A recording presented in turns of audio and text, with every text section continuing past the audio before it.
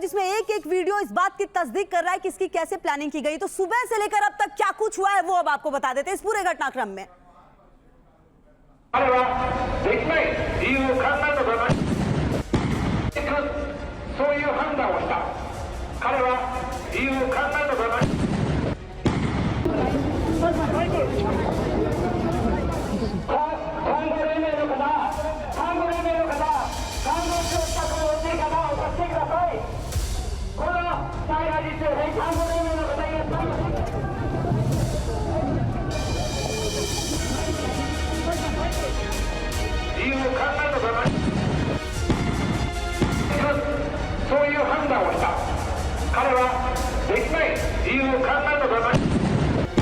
सुबह सुबह जापान के लोगों को ऐसी खबर मिलेगी किसी ने कल्पना नहीं की थी। जापान के इतिहास में फ्राइडे ब्लैक फ्राइडे बन जाएगा, ये भी किसी ने नहीं सोचा था। जापान के इतिहास में आज का दिन काले अक्षरों में दर्ज हो जाएगा, किसी को नहीं पता था।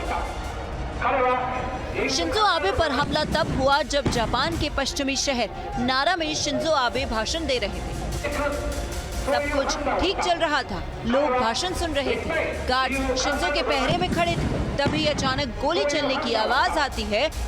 कोई कुछ समझ पाता तब तक शिंजो जमीन पर गिर पड़े। ये आवाज शिंजो पर गोलीबारी की थी।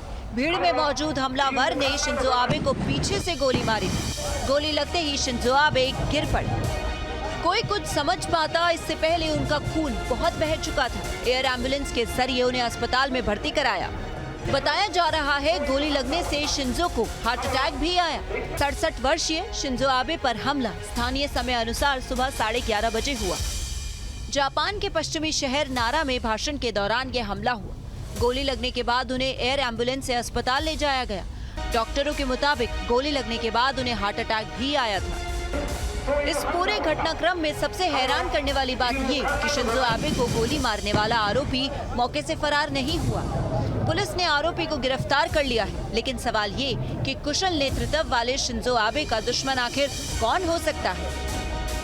शिंजो आबे सबसे लंबे समय तक जापान के प्रधानमंत्री रहे। वो जापान के लोकप्रिय नेताओं में शामिल थे। शिंजो आबे ने अगस्त 2020 में खराब स्वास्थ्य के कारण पद छोड़ दिया था।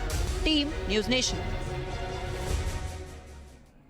तो देखिए तमाम सहयोगी भी लगातार हमारे साथ जुड़े हुए हैं, तमाम गेस्ट से भी हम जाएंगे पास। लेकिन आप देखिए अब तक इस पूरे घटनाक्रम में तमाम बड़े डेवलपमेंट्स में जो हालात है वो बहुत ज्यादा नाजुक है, जो फिलहाल जानकारी मिल पाई है। मधुरेंद्र हमारे सहयोगी लगातार हमारे साथ जुड़े हुए, साथ ही साथ हमारे साथ प्रकाश शाह साहब भी लगातार जुड़े हुए। मधुरेंद्र आप ही के पास आते हुए इस पूरे घटनाक्रम को देखते हुए मधुरेंद्र, क्योंकि आप लंबे समय से तमाम चीजों को कवर करते रहे हैं, आप राजनीति को समझते हैं, ये जो घटनाक्रम हुआ है इसके बाद जापान को अपने अंदर किन बदलावों को लाना पड़ेगा, जिसका इशारा जापान के पीएम किशिदा ने भी दिया है?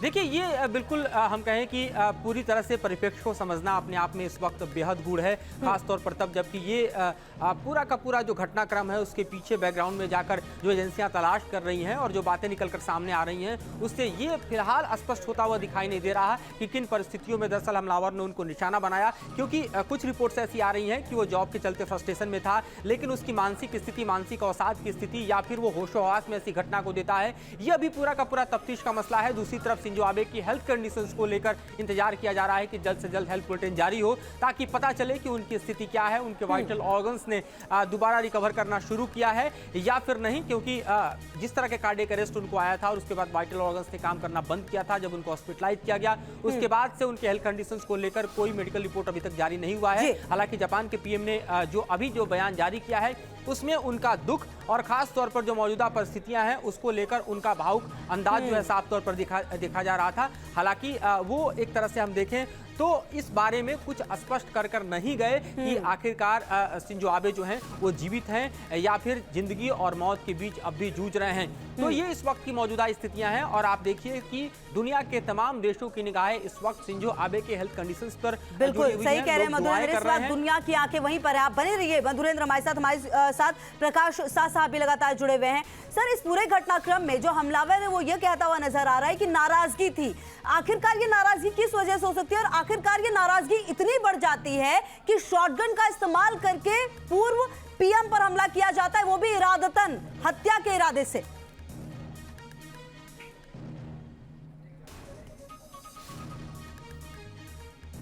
सर आपको आवाज आ रही है? हाँ आ रही है। ये मेरे लिए? जी सर, आप ही के लिए सर। देखिए जैसे हमारे दूसरे पैनल वाले बता रहे हैं और आप बता रहे हैं जी वैसे जापान में गन लेना बड़ा मुश्किल है जी और उन्होंने गन लेके अपने हाथ से बनाई हुई है घर पे और वही रास्ता था कि और उन्होंने वो कहीं गए नहीं, वही नारा के रहवासी है और यामागामी जो है वो नारा से जब प्रीवियस प्राइम मिनिस्टर आए तब उसको मारा, वो कहीं गए नहीं मारने के लिए। तो उसके लिए उनका जब जापानीज गवर्नमेंट का जब बैठेगा उनका रिजल्ट आएगा तभी हमको पता चलेगा कि क्यों मारा है। अभी तक लगता है कि प्राइवेटली उनको मारा हुआ है। हाँ, प्राइवेटली मारा हुआ है और उन्होंने कोई पॉलिटिकल या चाइनीज या कोई वहाँ से बाहर के आदमी ने उनको मारा नहीं है, उनको मारा हुआ है जापानीज ने और जापानीज ने मारा है और अपने आप उन्होंने गन बनाया है। गन देखिए मिस्टर बाइडन बहुत दुखी हैं लेकिन मिस्टर बाइडन को चांस लेना नहीं चाहिए इसके लिए क्योंकि अमेरिका में पूरी गन सिस्टम है जी। हिंदुस्तान में सिक्योरिटी है, हमारे प्राइम मिनिस्टर जब तक सिक्योरिटी है तब तक वो सेफ है। लेकिन जापान में नए प्राइम मिनिस्टर ने जो स्टेटमेंट दिया हुआ है वो उनको सिक्योरिटी बढ़ानी पड़ेगी। बिल्कुल, ये बात आप सही कह रहे हैं सर, बिल्कुल सही। जी जी सर, पूरी करें बात सर। जी मेरा कहना ये था कि घर पे बना के जब उसने गन से मारा और गन का लाइसेंस बड़ा मुश्किल से मिलता है वहाँ पे, तो ऐसे पहली दफा हुआ है और वो स्प्रेड करेगा मेरे ख्याल से Japan is going to become like America। जी बिल्कुल ठीक है सर, आप लगातार हमारे साथ जुड़े रहिए। हमारे सहयोगी मधुरेंद्र भी लगातार हमारे साथ जुड़े हुए, एक एक अपडेट इस खबर पर सबसे पहले न्यूज नेशन पर हम आपको देंगे।